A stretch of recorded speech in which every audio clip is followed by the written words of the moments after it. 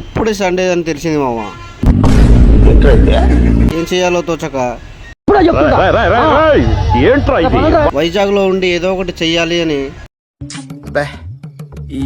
ఈ పనుల్లో కనిపిస్తలేదు. ఫిక్స్ అయిపోయి మరి ఈరోజు క్లీనింగ్ మొదలు పెట్టాం.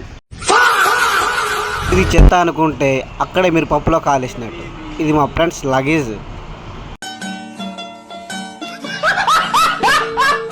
సారీ మామ, ఈరోజు క్లీనింగ్ వీడియో తీయలేదు, ఎందుకంటే మా ఫ్రెండ్స్ యొక్క పరువు దెంగేటాలని నేను అనుకోలేదు. అయినా వాళ్ళకే ఉందిలే బొక్కలో పరువు. ఇదిగో వీళ్ళే. సండే టైం వస్తే ఎవరైనా ఫ్రెండ్స్తో కలిసి బీచ్లో తిరగాలనుకుంటారు, కానీ మాకు అలా ఉండదే. హాస్టల్లో ఉండి జైల్లో చిప్పకూడి తింటూ బతకాలి. ఏం చారి గారి అన్యాయం? ఎన్ని అవమానాలు భరిస్తే ఇంకా ఎందుకు ఇక్కడ పని చేస్తున్నారు? సో మరి మీరు సండే ఎలా ఎంజాయ్ చేస్తున్నారో ఒకసారి కామెంట్ చేయండి, మీరు తెలుసుకుంటాం.